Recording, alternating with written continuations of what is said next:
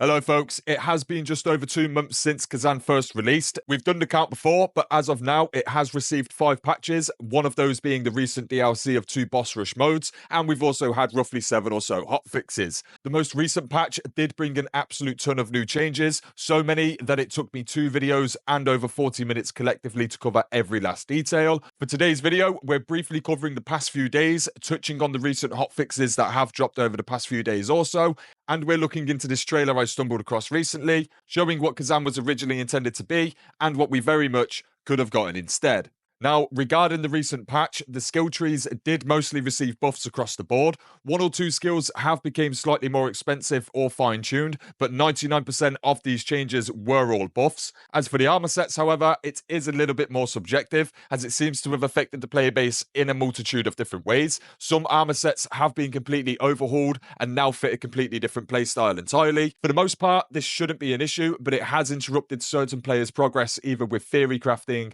min-maxing an armor set, or just generally finding something they really liked, which now no longer exists. I feel it goes against the spirit of the game to lock yourself into just one armor set and playstyle. However, fun is largely subjective, so I completely appreciate some players just wanting their sets or investments to have remained unchanged. I personally main Greatsword, and it would appear that it's dual wield and spear that have been mostly affected by these changes, so I haven't had much change for myself, other than the skill tree, which is now pretty much just more buffed up. But let me know in the comments below how you're finding these new changes, folks. Have they improved your experience, or have they dampened it? Moving on, we're going to look at this trailer for Project Barbecue, which I did stumble across very recently. Now, I've only been keeping up with Khazan, Nepal, and Nexon since just before Khazan's release, and I am aware that they have a long history with DFO and Maple Story, which, funnily enough, I remember playing Maple Story when I was about 13, but my plans are to mostly keep up with all things Khazan and Khazan related. I was aware of Project Barbecue as I'd seen plenty of people mention it over the past few months. However,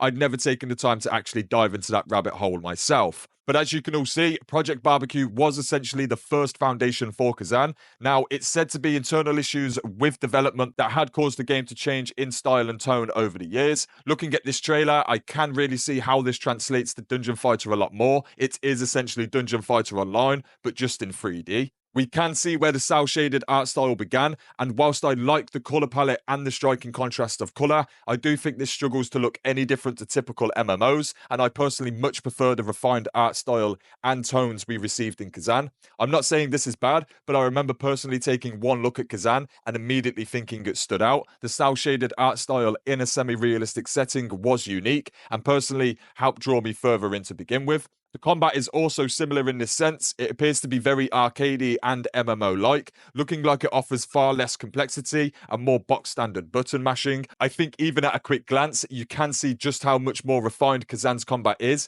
compared to the preview within the Project Barbecue trailer. Now, I would expect a lot of fans are disappointed with Khazan, as long-term fans will absolutely want a Dungeon Fighter set in a 3D environment, basically replicating exactly what we see with this trailer right here. A lot of us Khazan fans have been newly founded since Khazan first release, and that's mostly due to our love for action RPGs, so I do find it interesting that Khazan did take the turn it did into an action RPG instead of the MMO-esque feel of this entire trailer, and I find it even more interesting that all of this is built upon an already existing online MMO. The fact we got Khazan in the form we did is pretty baffling. I'm not complaining by any means, I'm simply just impressed that they were able to take what we see here and somehow transform it into what we got. Whilst they look similar, the two games also couldn't look further apart. I don't have much else to say for the trailer. It's not important in the slightest, but I just found it interesting to see the foundations of Khazan looking wildly different to the final version we've all come to know and love.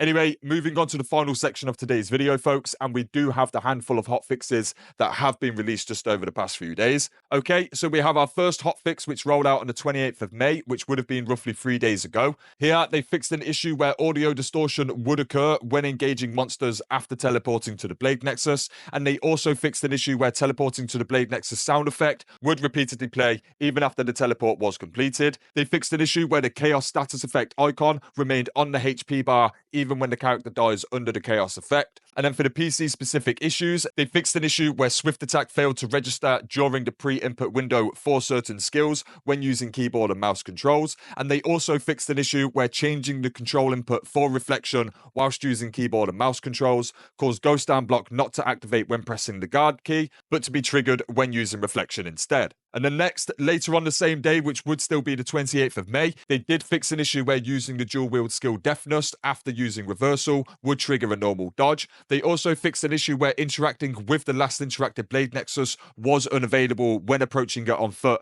after using teleport to Blade Nexus. They fixed an issue where the Spirit of Advocacy could be continuously summoned by using the Blade Nexus shard item. And they fixed an issue where Princess Ilana would repeatedly use dash attack during phase 2 if it was blocked with a Brink guard, continuing until the guard failed. So there we have it, folks. Not much of an update for you all today, but an update nonetheless. I have been working very hard just recently on lots of background stuff, and I will be rolling some of this out over the coming weeks. I would like to announce and share that I am erecting a second channel, appropriately named I Am Wave 2. I do have an awful lot of unused footage that I'm less inclined to publish here, as it does fall outside of guide videos, patch notes, etc. So if you'd like to see me in a completely different light, meet a couple of my buddies, and watch us all struggle against the likes of Night Rain, Arc Raiders, and anything else on the horizon, then do feel free to stop on by. In any case, I do have a range of guides on the channel, and I will be working hard on many more, so do feel free to check me out there also. Otherwise, thanks for watching, folks, and until next time,